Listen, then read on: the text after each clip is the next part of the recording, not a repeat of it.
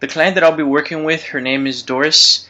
She was born and reared in Arkansas. Her father was a reformed alcoholic who drank heavily when the client was a child. Both of her parents are religious, and the father is described as a strict fundamentalist. Doris has a younger brother who she says was favored more by her parents. They were stricter on her more than they were on him, and they emphasized the importance of marriage to her, and as well as a woman's dependency on the man, making the woman seem inferior in the role of the relationship. Doris had dropped out of high school when she was in 10th grade. At the time, she started to work as a manicurist in Arkansas until she married her current husband and moved to Kentucky. Her husband says that they have had no fights and that they have a good relationship, and the client also agrees on this. 6 months ago, Doris had a child, a baby boy, and no medical complications whatsoever. And recently they moved to the city of Houston, where the husband joined an amateur band, and she at that time started to work at a drugstore as a cashier. And during that time, she started having sexual relationships with customers and fellow employees, and he had asked her to work a second job or get overtime hours because the pay wasn't sufficient to provide for the family. And apparently she was frustrated with all of that she now is considering leaving her husband and her child, and she is uncertain of how she will be able to support herself as well as the husband support the child. And so yes, this is Doris that I'm working with, and soon you'll see the outcome of the therapy session. The type of technique I'll be using today is psychoanalytic therapy. Structure of personality. The ID is the demanding child. It never matures but remains the spoiled brat. It does not think, it just desires and acts impulsively. The ego. It has contact with the external world and it is ruled by the reality principle. It distinguishes mental images and things in the world. The ego operates as a traffic cop because it mediates between our instincts and the surrounding environment. The superego serves as the judicial branch of the personality, and it includes the person's moral code concerned on actions being good or bad. Freud's theory of personality. As you can see, the ID is impulsive like a child. The ego sets up plans to get what the ID is desiring, and the superego is the moral code that tells us whether what we want is good or bad. Consciousness. Freud believed that the consciousness is but a thin slice of the total mind. It is just a fraction of the whole thing. The consciousness is like an iceberg. You may see the tip on the surface, but that is not the whole piece of it. The large part is beneath the water and it is unseen to the eye. Unconscious. It is key to understanding behavior and personality problems. The unconscious stores up all needs, motivations, experiences, memories, and repressed material. The mind is like an iceberg. As you can see in this picture, 10% is our conscious mind and 90% is our subconscious mind.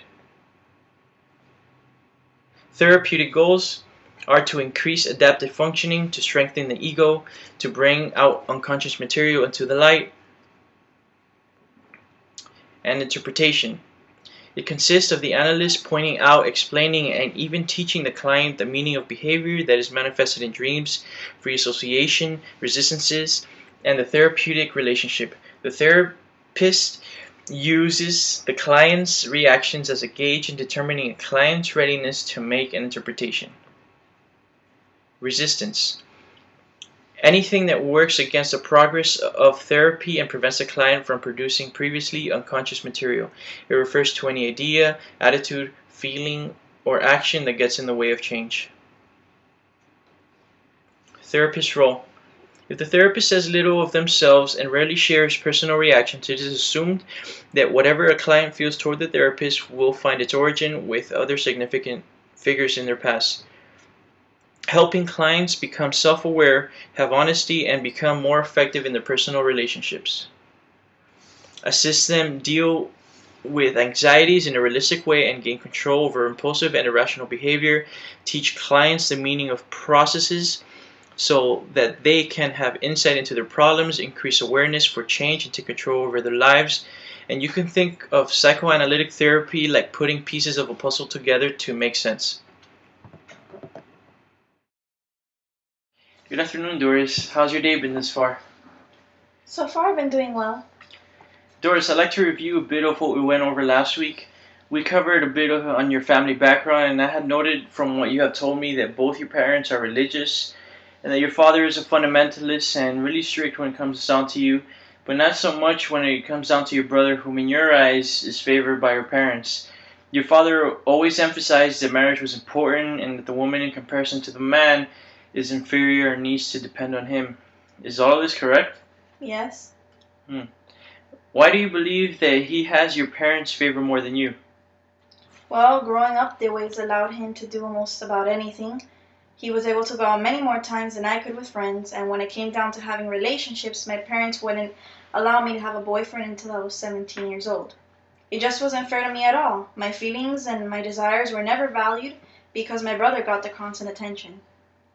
I see that all this really affected you in a negative way. No, it didn't affect me.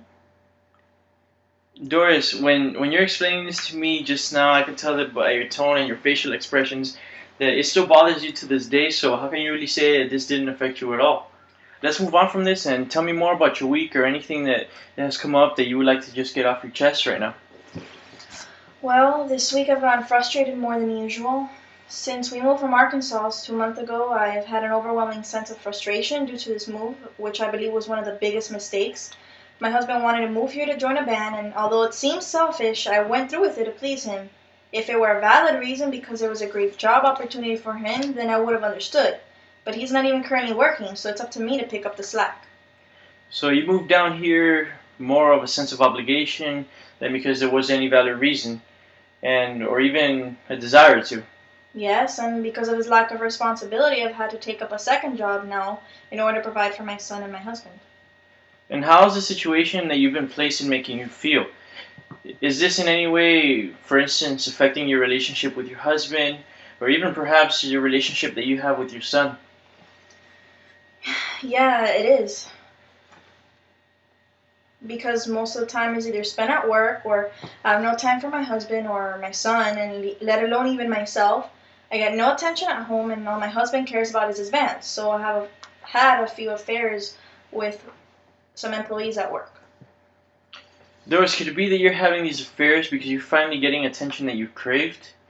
Since you were a child that you never really got from your father, and now you're not really getting that from your husband as well. Doris, are you frustrated with the situation that your husband has placed you in? Yes, I'm frustrated. I don't want to do this anymore. All the working, all the selfishness, I don't feel appreciated. I'm done. So you're referring to divorce? Yes, I don't know how I'll support myself, but I want nothing to do with my husband anymore. And what's going to happen with your son? What about him? He can stay with my husband. But Doris, do you not think that there's a better option than leaving your son behind? I mean, for instance, why don't you just take your son? It can be that simple. I just want to be alone. But Doris, consider one important factor in this, that your husband has no way of supporting himself or supporting your son. He'll figure it out. The fact that you're unwilling to take your son and show a little worry for leaving him behind with your husband tells me one thing. That you want to find a sense of freedom that you never really had. All this time since your childhood, your father made you feel inferior as if you had no value in comparison to your brother. You had feelings of oppression built up inside that when you started having these affairs, it released you from the box you've been kept in all these years, allowing you to feel free for once from everything you had in life. And now you're treasuring that feeling that the affairs are giving you, and you don't want that sense of value you find in them to be taken away from you, even if that is at the cost of your own family.